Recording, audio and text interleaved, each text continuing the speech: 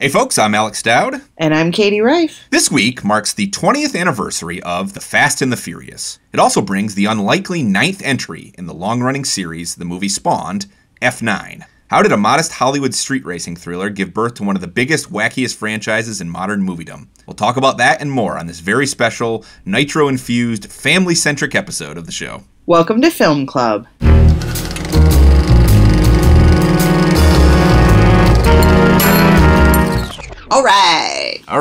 All right, partner. Keep on rolling, baby. You know what time it is. Yeah! It's a little Limp Bizkit for you. Why has there never been a Limp Bizkit song in one of these movies? That feels like a mistake. Because it's hip-hop. Oh, yeah, that's true. Franchise. They do use hip-hop a lot, yeah. A lot. They're, like, very loud. I mean, some of the music cues in the new one I kind of enjoyed. I was like, yeah, it's a pretty good song.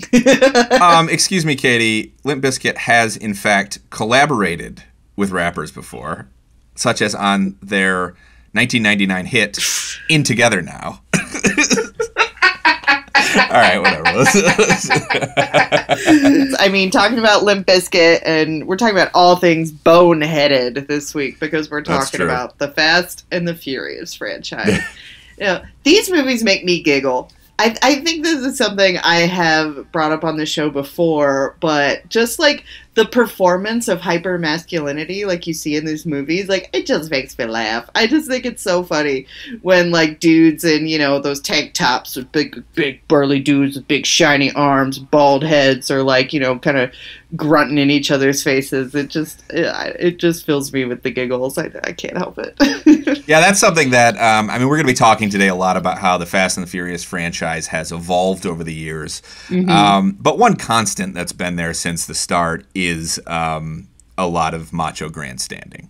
Oh, absolutely. Yeah, yeah. Fast and Furious movies are kind of like the movie equivalent of that moment before two guys maybe get in a fight where they both have their arms stretched out and they're sort of bumping their chests against each other, Oh, absolutely. Yeah, be like, come at me, bro. Come on, bro. Let's go. Let's go. Totally. They're absolutely like that. And they're also... But, like, that is when they're being, that's during the conflict scenes. But then in the hangout scenes, these movies are like two dudes sitting around talking about car engines, drinking beers, and, like, grilling. That is the more easygoing aspect of this franchise. They do have, I call it, like, gearhead populism. It's all about cars, and I wouldn't say these movies are anti-intellectual because, like, they do incorporate technology and things like that, but there is sort of definitely a ICP, magnets, how do they work, sort of, literally in this one. Yeah, literally in the new one, kind of where they're only interested in, like, science and physics to the point where it makes cars go faster. You know what I mean? Yeah, I don't think these movies are anti-intellectual in the sense that I don't think they are actively hostile towards intelligence. True. I think the word you might be searching for is just that they're kind of dumb. Well, if you were being, unkind. Oh, I intend to be. Oh, that's right. Because, a lot of people, even some film critics, kind of take in the Fast and the Furious movies with a little bit of a chuckle. They kind of see them as pretty boneheaded, like thick-skulled. These movies, another kind of impression I have of these movies is they're sort of like when a wrestler hits another wrestler with a chair in the back of the head, Something very thick-skulled about these movies, but I find it amusing, like I said. But you are a bit of a dissenter on this series, right? Yeah, I don't hate this franchise necessarily, and I do see the appeal. I guess I would say. I think we're going to get into this a little bit more in this episode, and in some ways how this franchise has changed. And it sort of gone in a direction that I actually find a little bit less fun. But if I had to sort of sum up my objections to these films, is that I sometimes feel as though they think that simply assembling the raw parts of a good time that's enough. That basically, because this thing has a bunch of components that people theoretically like, that how that's put together and how it's staged and just its entire approach isn't as important as just having those elements. So, like at a certain point, this series realized exactly what people liked about it and started leaning into that really hard. And, people always say this about camp, that true camp cannot be self-aware. I feel like the type of fun that the Fast and Furious movies are trying to conjure is sometimes undercut by how aware that everyone involved is that they're feeding a hypothetical audience. Does that make sense? No, it makes total sense, and it is something that we'll talk more about this later too, but watching F9, I kind of felt that way, where I felt that the self-awareness was becoming a little bit tedious, in the sense that these films, they up the stakes, but in the sense that they go to space in this one. They up the level of the grandeur, but they never really up the dramatic stakes. It's just they go on a mission and then the mission is over and then they all kind of fist bump each other and that's the end.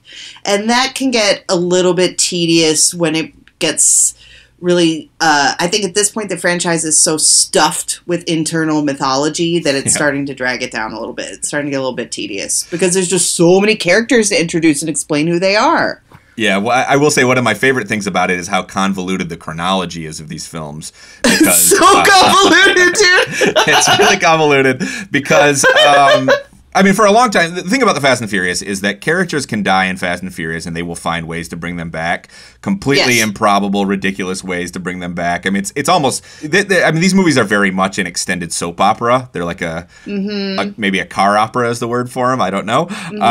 But at the same time, for a long time, the series basically wanted to keep a particular character in the mix, but that character died in an earlier entry. So what they did was a number of films in the middle of the franchise are actually set before the third one. Exactly, before the third one, which gets really confusing in terms of technology. It gets really confusing in terms of the ages of the characters. It seems like an extremely convoluted way to keep that character in the mix, especially given, spoiler alert, that I guess the trailers kind of already gave this game away, but that particular character shows up again anyway. They just find a way to reveal that he's still alive. So. Yep, they sure do. Yeah. And, that is one of the reasons why I think that in the past decade, in the second half of its lifetime, the Fast and the Furious movies have taken cues from the growing popularity of superhero media. Yeah. Because superhero media is similar in the sense that it continually complicates its own mythology to the point where people have kind of trouble following it, and then it just reboots it and starts fresh. And I think these movies think along those same lines. I think that's only one element they take from superhero movies, honestly. I think that the action scenes and the physics are increasingly increasingly resemble what you'd find in a superhero movie, I think. Yeah, the outrageous physics of it all is one of the things that I find really amusing about the Fast and Furious movies. Like, for example, in the new one, there's a scene where these cars are driving across kind of a flimsy rope and wooden bridge, and the bridge breaks. And, and you just have to take it on faith that they've got enough momentum going to keep going up while the bridge is falling down, that they're going... They've got, the engine has more momentum than gravity, and they kind of explain it in the film, they'll talk about momentum and trajectories and things like that, but I kind of doubt that it would really work in real life, and that's very superhero-like. No, that particular scene, I'm glad you brought that up, because that particular scene is something that struck me while watching it, because even the way it's staged makes no sense, because what happens is Lynn cuts to, at the end of the car going across the bridge, Lynn cuts to a shot of the bridge basically collapsing from the other side. Mm-hmm. It dips down, and then after a beat or two, the car comes roaring up over the top. Now, how does that physically make sense? That if the bridge were so low at that point, had collapsed so far down, that the car would be able to somehow, I don't know, to steer up. Like, the timing of it makes no sense in terms of the timing, yeah. They just want that reveal. Yeah. They want that reveal of the car coming over the top, but that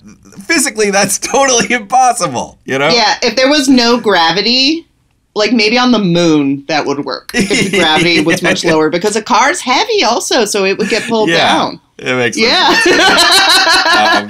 But I'm glad you mentioned Justin Lin, because I think one of the things that is kind of cool about the Fast and Furious movies is it's really been kind of a breeding ground for or not even a breeding ground, because some of these guys had success before they worked on Fast and Furious movies, but it's a pretty solid pedigree of action workman directors that work on these movies. You know, you had Rob Cohen, who did the original, John Singleton, Justin Lin made 5 of these things. James Wan made my personal favorite, Furious 7, and then F. Gary Gray made The Fate of the Furious a couple years ago. Yeah, they're not nobodies, you know. Right. Even if they are conforming to a certain formula here, I do think that you can kind of tell the difference between these movies. Oh boy, are you talking me into liking these movies, Katie? I hope not. But no, my agenda is revealed.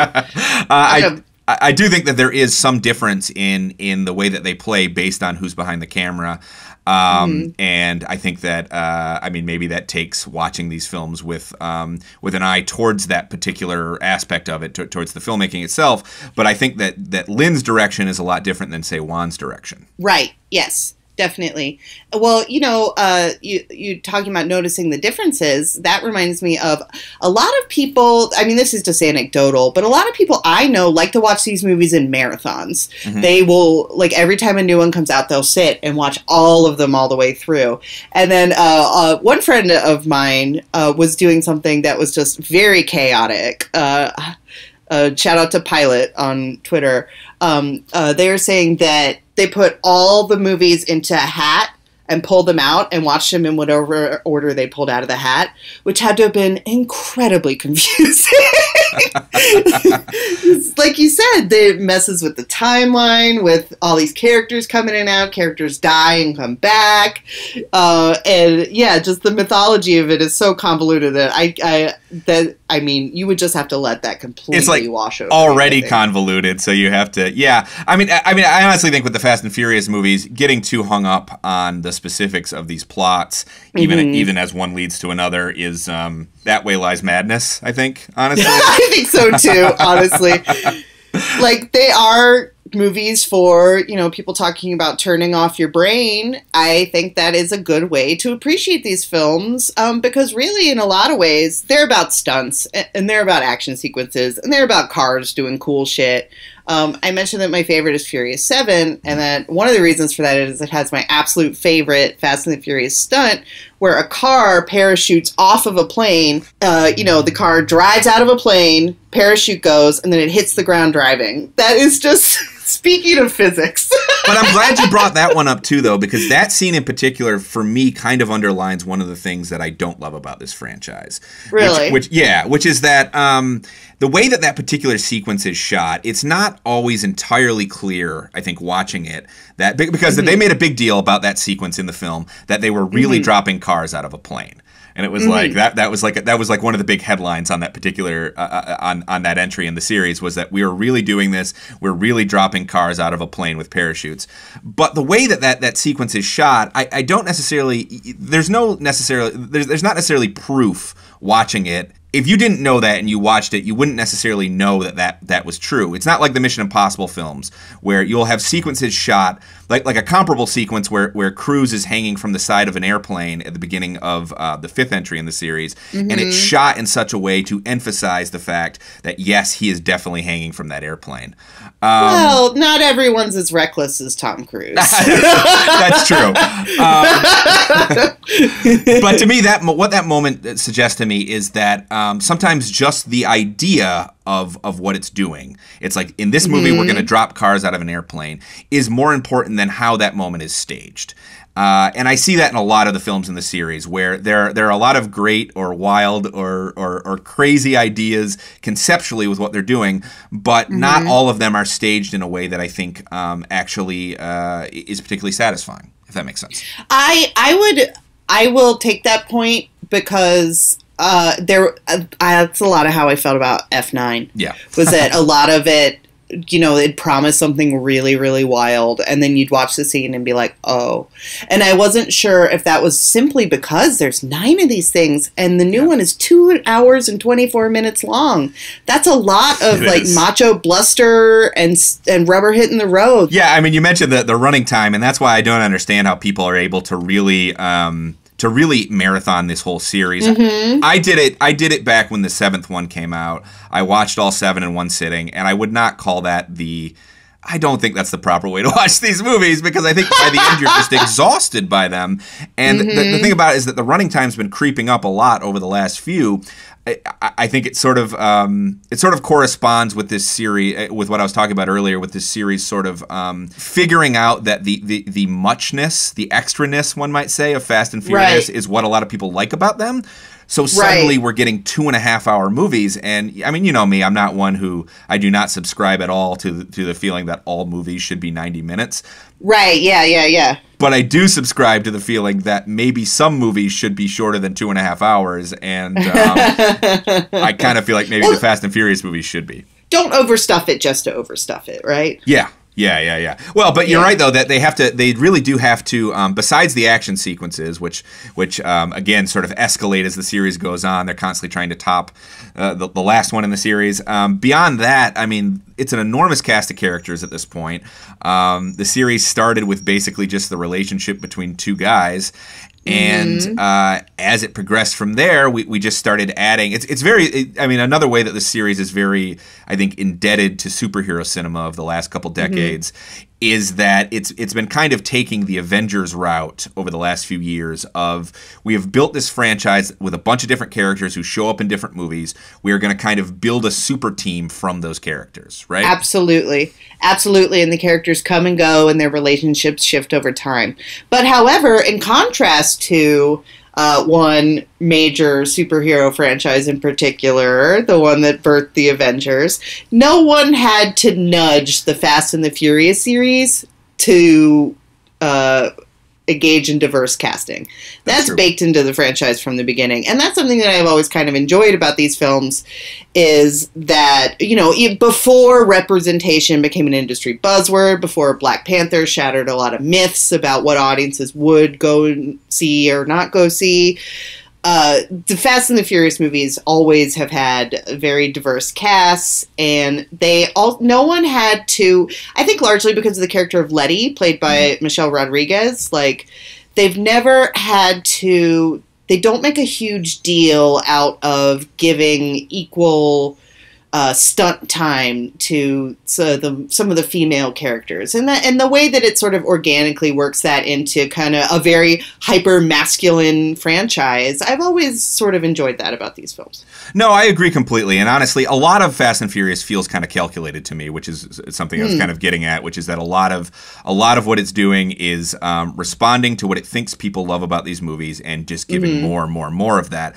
But the diversity aspect of these films, the fact that they have had a multicultural cast from pretty much the start, has always been something that's felt pretty organic to me, and something that the movie isn't patting itself on its back about, or the franchise isn't. That that's just the makeup of the cast, and they don't make a lot of fuss about it. But I do think it is one key to why these things are huge global blockbusters.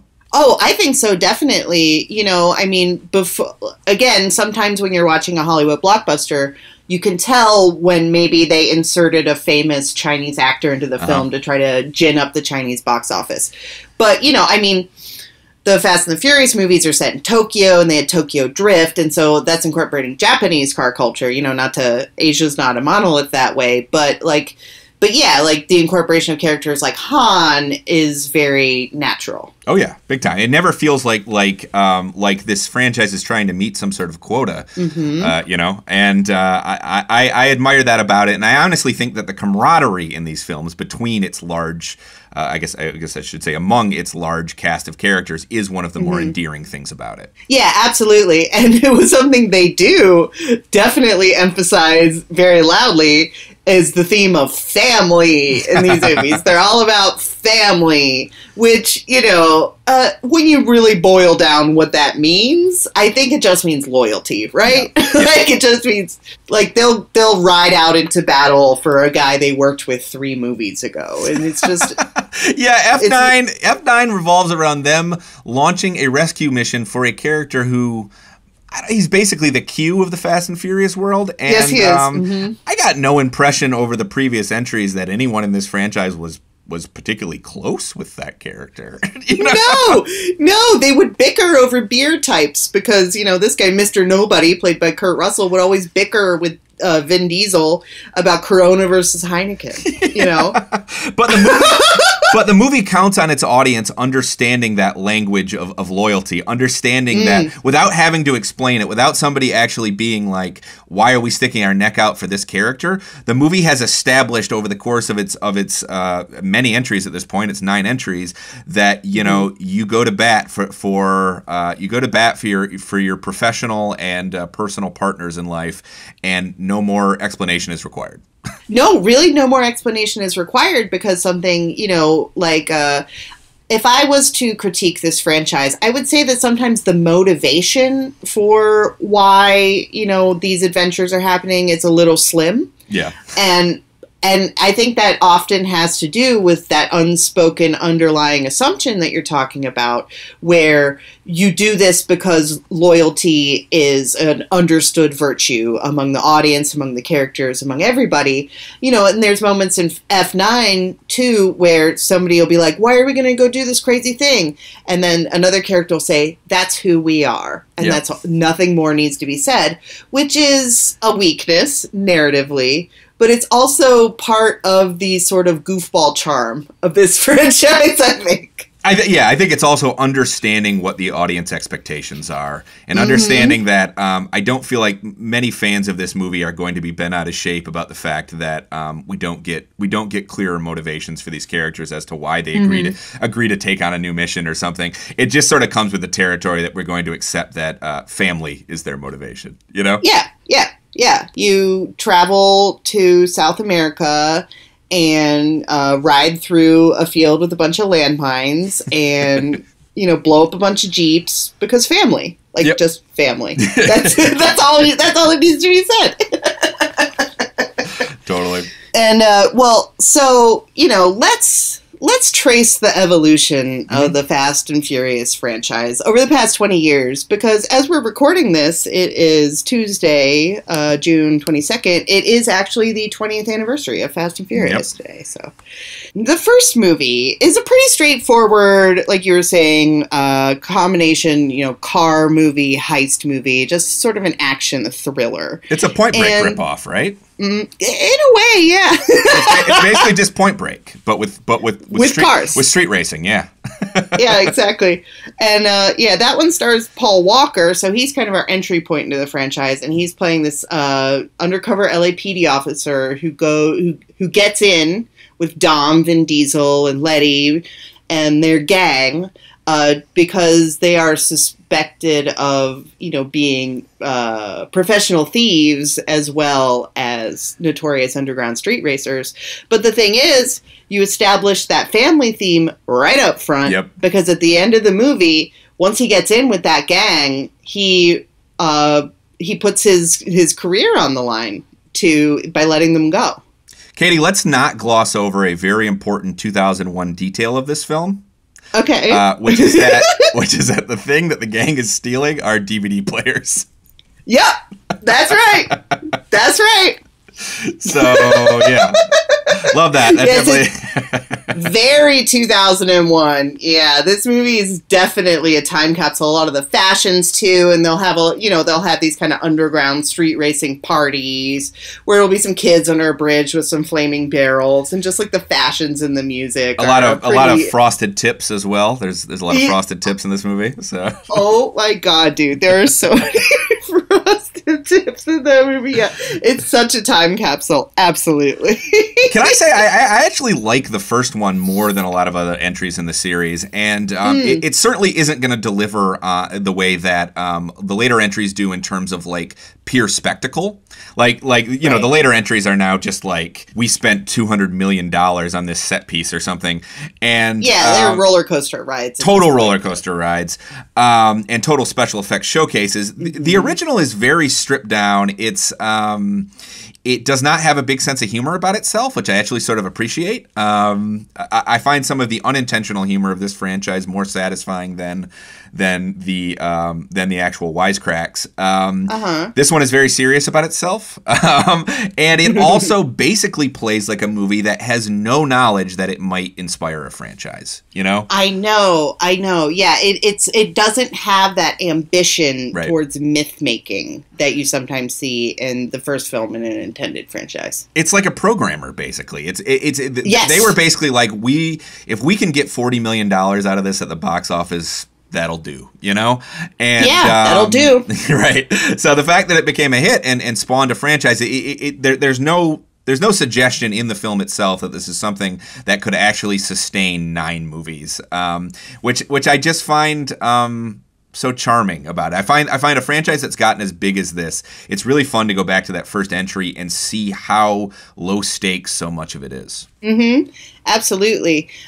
Well, you know, then, like you said, it was a hit. And so then we get into Too Fast, Too Furious, one of my favorite sequel titles of all time. I was in a group called Everything is Terrible, and we did, you know, like found footage DVDs in the style of Craig Baldwin or that we did a lot. Our goal was to make narratives out of pieces of other narratives, kind of experimental film stuff. And we called one of our DVDs To Everything Too Terrible Too, in honor of Too Fast, Too Furious, because it's still one of my favorite film titles. But this one, they introduced the sort of spy subterfuge element. Well, it's in the first one because Paul Walker's undercover, but like you said, it doesn't have an ambition towards anything more complicated. But the second one introduces a trope that they'll use throughout by having, because of the fact that he let Dom go at the end of the first film, he has to go on this mission on behalf of the U.S. Customs Service to catch a drug lord in order to clear his name. And that's something that comes up again and again. Like, the characters will kind of get in a little bit of trouble with the law. Then the law offers to let them clear their records if they do them a dangerous favor. Yeah. Which, does that happen in real life? I don't think that does. I very much doubt it. I mean, I could see them offering and then going back on it. That sounds like something that the FBI would do, you know? The CIA would 100% do that, and the FBI, yeah. But that movie also introduces 2 characters that'll come up again and again, which is Ludacris playing Taj and Tyrese Gibson playing Roman. And you were talking about the evolution of it. Something I think is really interesting is when you look at these characters at the beginning, Roman, Tyrese's character, he's just Paul Walker's buddy. He's just some guy. Yeah. And then 9 movies later, he's being launched into space. Or 8 movies later, excuse me, this is the sequel. Yeah. You know, and in this movie, Ludacris, he's just a guy who, you know, I think he keeps time at the races, at the street races. And he's like a Q type physics genius by the time we get into the later installments of the franchise.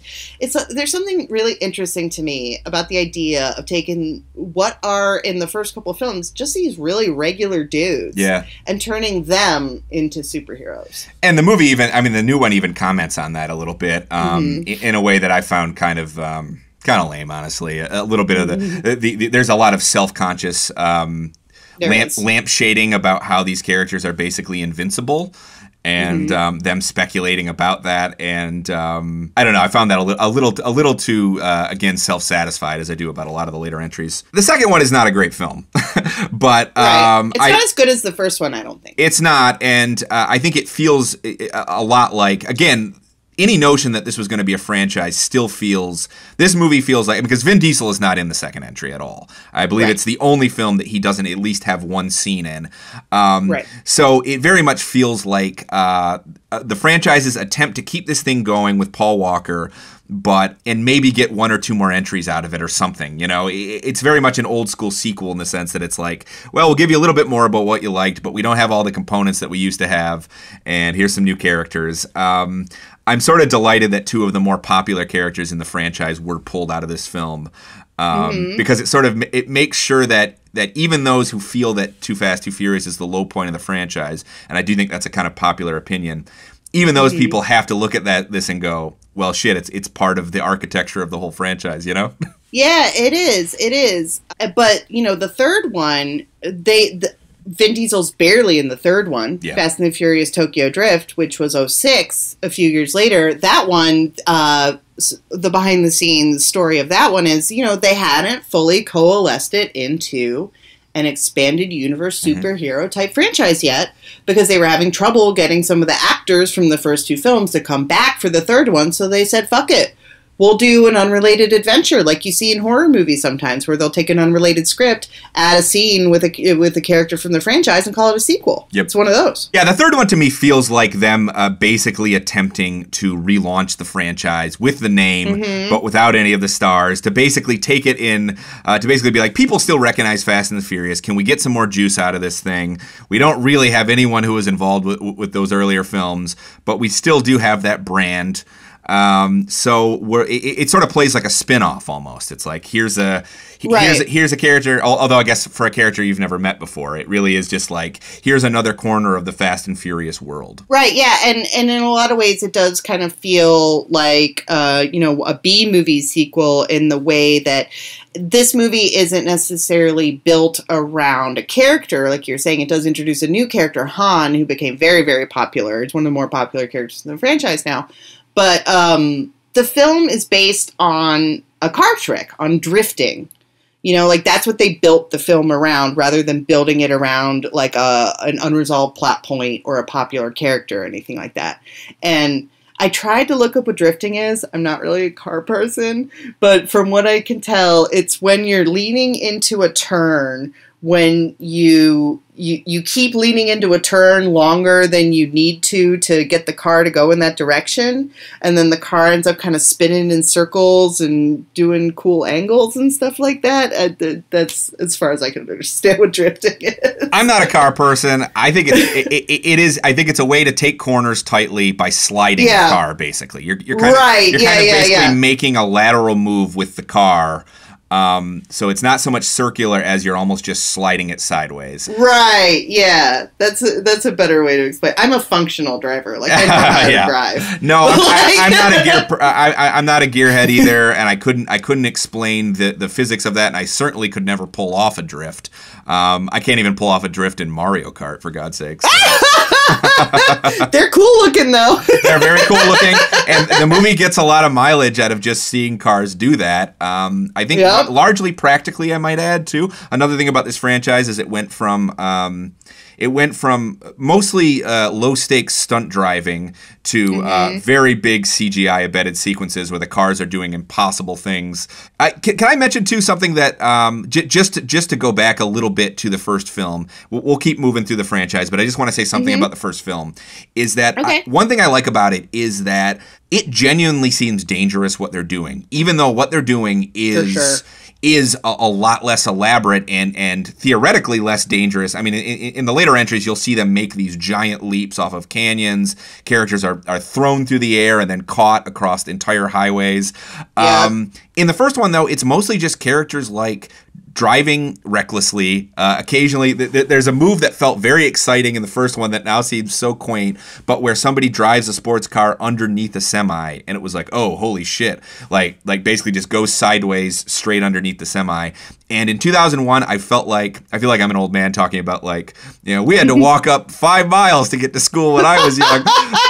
But it did feel there's a certain physicality about that first film that would get increasingly lost as the movies, as the stunts got bigger and less practically achieved, one might say, where like a character just being on the hood of a car or trying to climb from one car to another seems super dangerous and by extension exciting, because at that point they all seem like human beings. It's sort of like the Die Hard series. Exactly. Like, that's exactly what I was going to say. Yeah. When you have a movie where a character, falls off of a moving vehicle onto a concrete road and just turns a couple times and they're completely fine, that does take away a sense of stakes. Because no one's actually going to get hurt. And they're not humans anymore. Exactly, they're not human anymore. And so, it does take away the suspense of holy shit, like that guy could definitely get killed doing that incorrectly. Yeah. Anyway, moving on. One thing we should say, although, about Tokyo Drift is that it introduces arguably a component of the series that's even more important than Han, who would obviously appear in a number of sequels afterwards, and that is director Justin Lin. Yes. And he would sort of become the, I would say, sort of the leading director of this franchise. I think so. Yeah, I mean, he's the filmmaker who took it from this franchise that was kind of limping along and lucky to get each new entry, so to speak. And he took it from that to this giant global franchise that it became. Yeah, absolutely. And I think I mentioned earlier, he has, including the upcoming 10th movie, he'll have directed half of the Fast and Furious films. So, yeah. Safe to say he's put his stamp on the franchise. Yes, he has. And I feel like a lot of these movies' sense of style and the kind of spirit of ensemble goofing around that would eventually be introduced into the franchise and that I feel like would kind of take it over. That feels to me like something that Lin coaxed out of the franchise in a sense. He was like, I see this as a big, rambunctious, wisecracking family, and you even look at like when he made the Star Trek movie a few years, basically in between Fast and Furious films, when he left that franchise to do Star Trek Beyond. Star Trek Beyond is basically a Fast and Furious movie. So I think his sensibilities are there in the tone of these movies. I also think that that man knows how to shoot a car. I'll say that. Yeah, he does. He really knows how to capture a car in motion, Yep. Mm-hmm. Yeah. After Fast and Furious, I like movies 4, 5, and 6 in this series.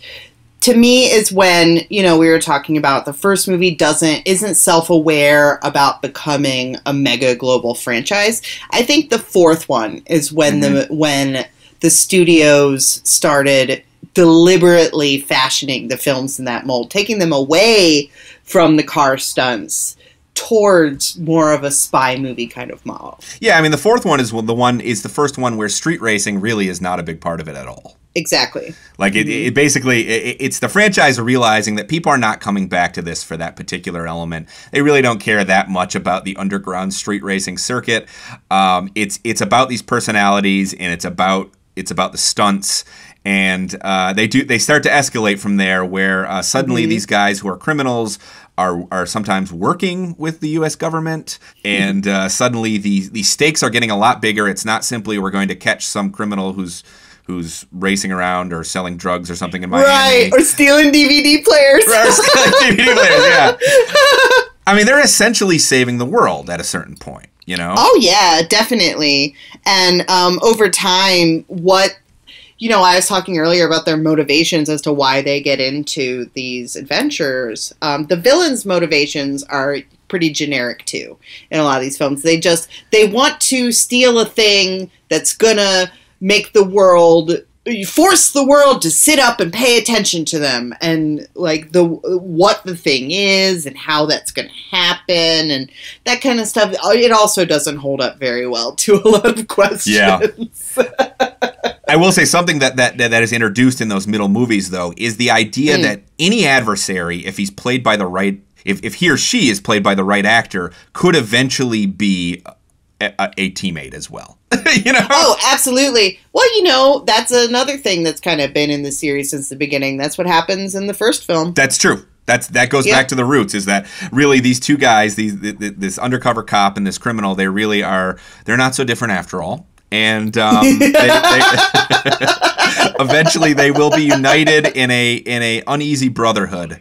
Because I mean, the tensions between them is very, it's very tense in the beginning of in the first entry. But by the time Paul Walker died, obviously, they're more or less Dom and Brian are more or less brothers by the end of the franchise. Oh yeah, and there's going into the seventh film, Furious 7. There is a sequence it was Paul Walker's last movie that he shot, and there is a long, very heartfelt kind of music video tribute to Paul Walker at the end of the movie, where the cast sends the character off. Yeah, which it's aggressively sentimental, and I don't so begrudge. Sentimental. I don't begrudge the film that, because obviously that's a send off not just for audiences but for those actors, somebody who they had been working with for years, and presumably that friendship was very real as well.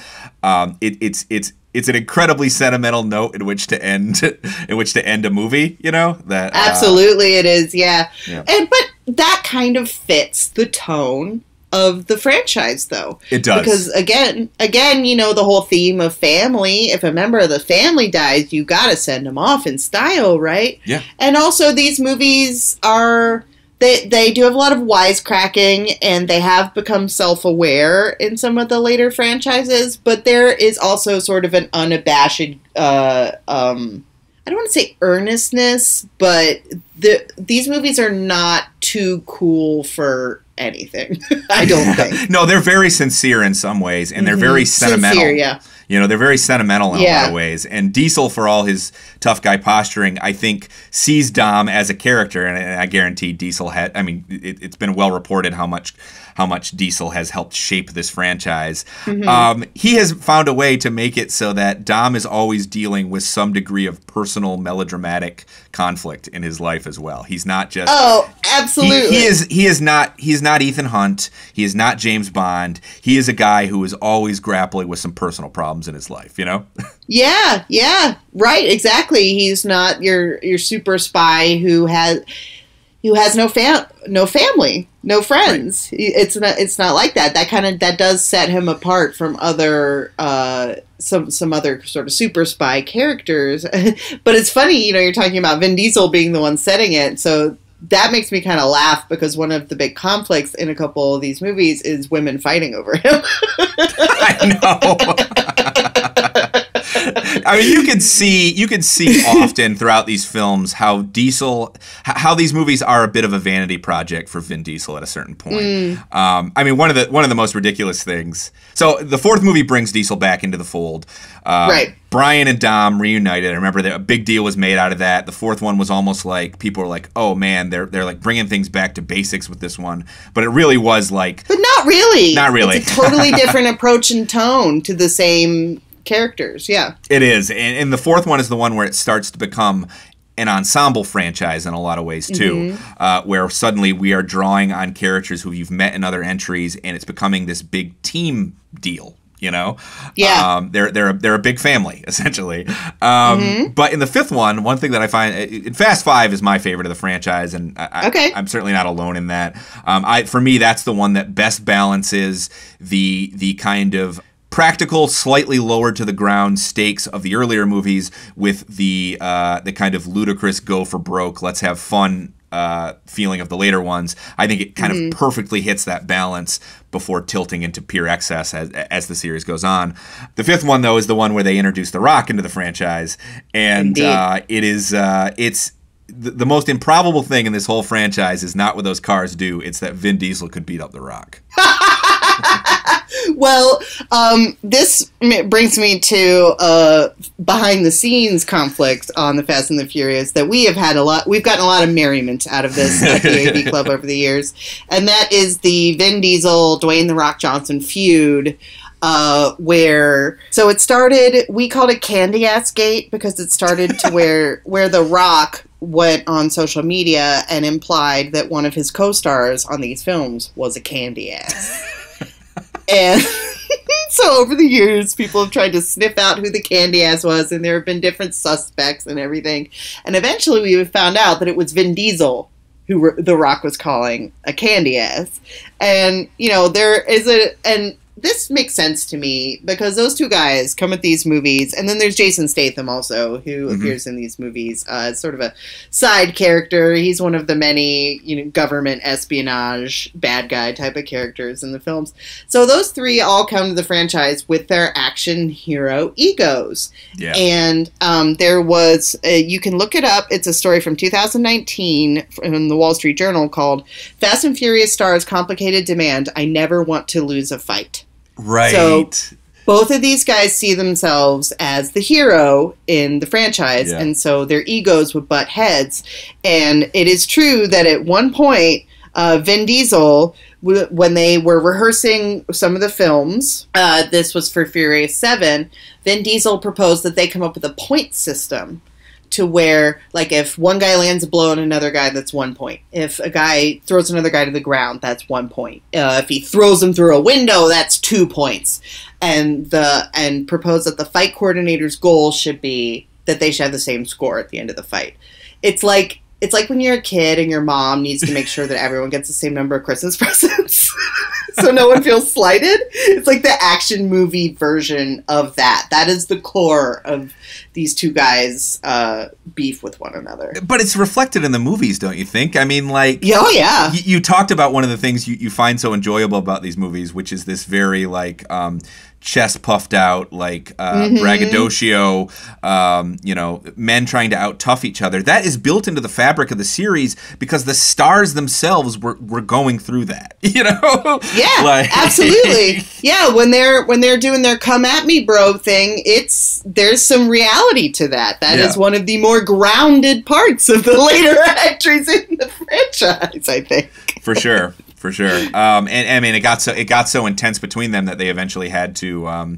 Basically, The Rock had to be sent to his own corner of the franchise. Like, you are gonna, we're basically gonna give you your own spin-off just so the two of you don't have to be in a room together. Yep. And I imagine that the scripting and the just balancing those guys' egos, just the for the writers, for the fight coordinators, for the director, I'm sure it was a headache for everybody involved. And so in the end, it just became easier to send The Rock off to his own spin-off series. Yep.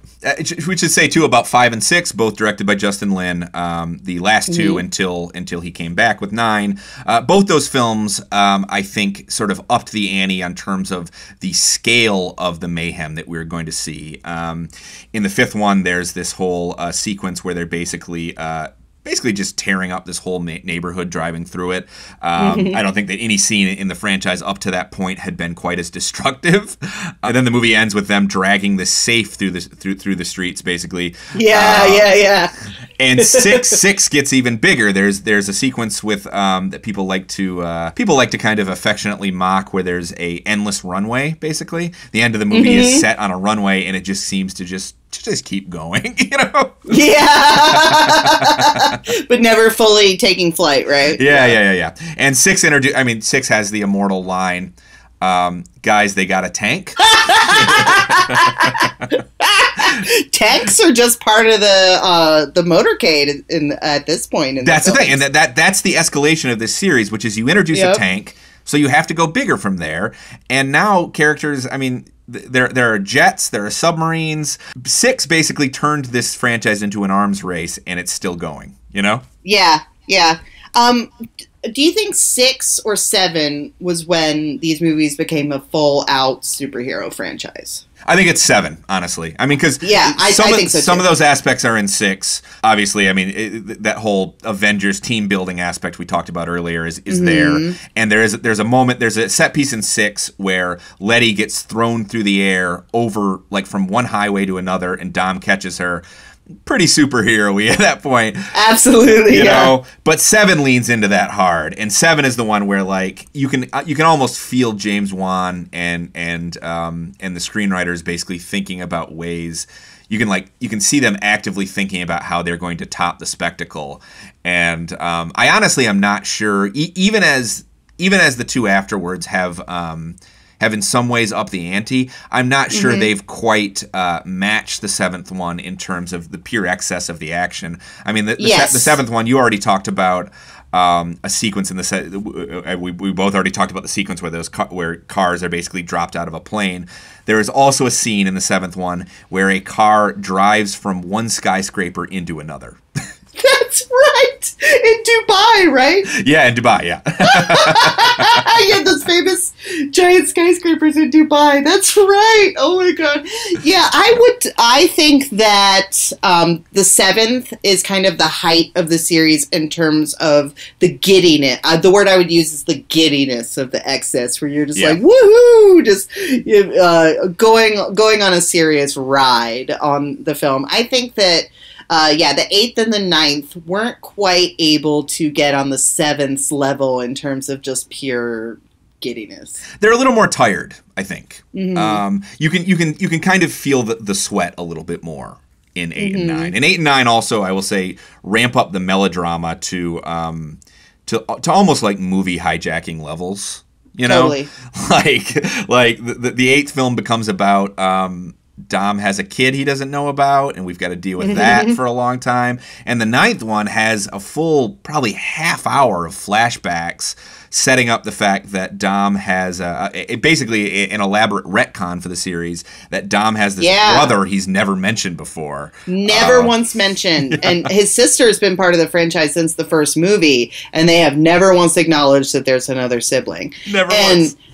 I mean, I guess you could justify that by saying that they're estranged, but you think it would come up at some point. You would think it would eventually get somewhere. Yeah, exactly. Yeah. But yeah, so 8 and 9, I feel like occasionally one reason those movies are so long, and they are very long, is that they introduce so much melodrama. And obviously, these movies have been soap operas for a long time, arguably since the first entry, but these movies have taken it to a level where I think we are meant to care as much about these melodramatic plot elements as we are about the car stuff. And that's debatable, though. I don't get there. I don't get there. That's debatable. And you know what? I don't think that is an out-of-line thing to say. Even people who are fans of the franchise, they might like the characters, but I'm not sure that they're really invested in the soap opera plot lines so much. Yeah, I mean, I have to suspect that stuff that a lot of people sort of think of that stuff the same way that we do, which is that it sort of exists as connective tissue for. I mean, Diesel clearly cares about it because, again, I think these movies are vanity projects for him, and I think that beyond just looking like a tough guy, he wants to be this.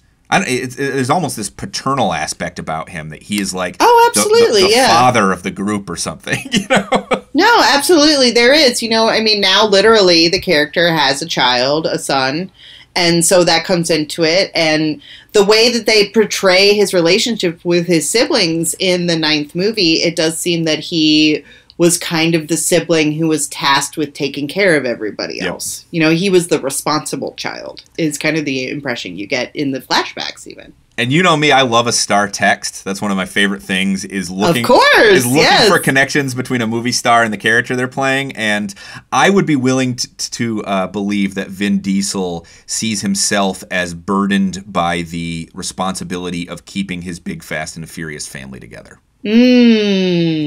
I think that's probably correct. I mean, I don't know if it's quite fair to call them vanity projects, though, because these movies are enormously financially successful. You know, they have reason to exist beyond Vin Diesel's ego. You know, it is the 7th highest grossing film franchise of all time. Very true. Very true. And and to be fair, still, for as much as Diesel puts himself at the center of these films and gives us lots of moments that probably feed his ego to some extent, he also makes plenty of room in these movies for the supporting cast. I mean, they have become ensemble vehicles, and I think watching even the recent ones, I don't think that element has been pushed to the margins, but in any extent. I think they remain movies that are generous with their large, sprawling ensemble cast. Yeah, and, you know, if we want to talk about moving into phase 3 of the Fast and Furious movies, that could be a way for this franchise to sustain itself even in the longer term. Because, you know, you could have side adventures with Tyrese and Ludacris. They could have their own movie. the kind of women in the franchise have coalesced into, a friend unit. They could have their own spin-off movie. There's a lot of opportunities for spin-offs, I think, with this large ensemble. Can I say something else that bothers me about the two most recent ones? Okay. How do you secure Charlize Theron, Furiosa herself, and not get her behind the wheel of a car? That's true. Helen Mirren drives in the new one, but not Furiosa. Yep. Her scenes in these movies, and this goes for this new one and the previous one, they play like she had a few days that she could come and film, and they play so separate from the action. She is just like watching from a control booth for most of these movies. And it's very Princess Leia. Yeah. It's what Princess Leia did in the original Star Wars movies, yeah. Exactly, and it just feels like a missed opportunity. Get her in the mix. Get her out there behind the wheel of a car. We've seen her do that, and it's pretty cool, Yeah, she's perfect. Yeah, she's definitely capable of doing it. Yeah, in the new movie, all of her scenes are in one location, and it definitely seems like what she said. Well, I have a week for you guys, but that's it. Yeah. Do you have a pick for the funniest moment in this franchise? Well, I don't know about the franchise as a whole, but definitely the funniest thing about F9 to me was that the reason that Dom and then the new character played by John Cena are brothers is because they have matching gaudy diamond cross necklaces. That struck me pretty funny. I love how those actors only vaguely look like the people they're supposed to grow into, Oh, definitely, yeah. You were saying there's extended flashbacks. The younger versions of the younger Vin Diesel, I was like, I don't entirely see it, but that's okay, I guess. I'll say this, though. I'll say this, though. Maybe casting different actors is smarter in terms of seeing these characters at different ages, because there is a scene in Furious 7 that I find hysterically funny, which is because, we talked earlier in the episode about the convoluted timeline of these movies and how up until the 7th one, basically 4, 5, and 6 are all set before the events of 3, so they have to do a lot of. It's very complicated. But one thing that happens in the 7th one is that we get a scene that was basically just implied at the end of Tokyo Drift, which is where Dom goes to Tokyo and talks to Sean Boswell, the Lucas Black character, and because Tokyo Drift ends with like, hey. Somebody comes and talks to Lucas Black, being the main character, and says, there's somebody who wants to see you, and it's Vin Diesel waiting in the parking garage. Right. Well, the 7th movie shows us that scene that we didn't get to see at the end, where they meet.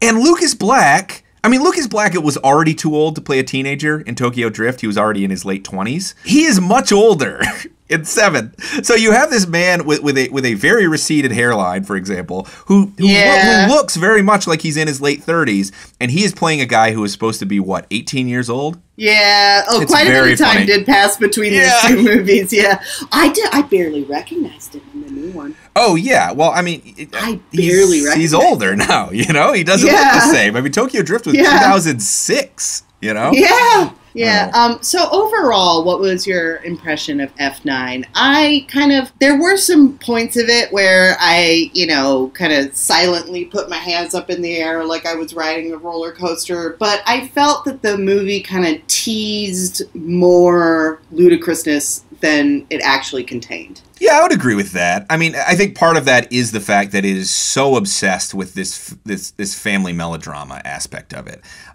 where we're just getting so much stuff about Diesel's relationship with John Cena, and Cena, by the way, who can be very funny and stuff, is not playing a character with much personality in this, unfortunately. No, and you're right. John Cena can be very funny in Block. He's in Blockers. Yeah. Oh yeah, he's very funny in Blockers. Yeah, he's hilarious in Blockers. Yes. Yeah.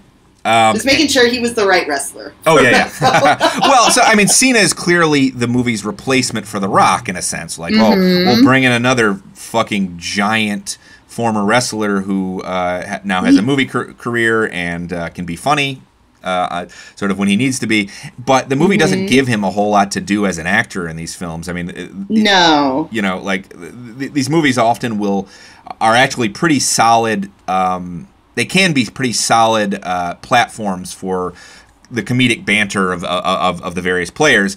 Right. Cena does not get in on that. It's a very serious character, and that stuff kind of hijacks the movie. I became acutely aware watching F9 of how much these things are operating by formula at this point. And all my issues with the previous movies that they're kind of they're more approximating fun than actually delivering it, which is how I feel about the last few, especially. That was sort of tenfold in this one for me. I never felt that until this movie. Yeah, this movie was the point where I was sitting watching it, and I did have a lot of fun with parts of it. But there were other parts where I was just like, I feel like this movie is telling me that I'm supposed to be, thrilled right now, more so than I am actually thrilled at this moment. Yeah, no, I would agree with you. I mean, I do think there are a couple solid set pieces. I like the stuff with the magnet. The magnet's a fun addition to the franchise. Magnet makes no fucking sense. It doesn't make any sense.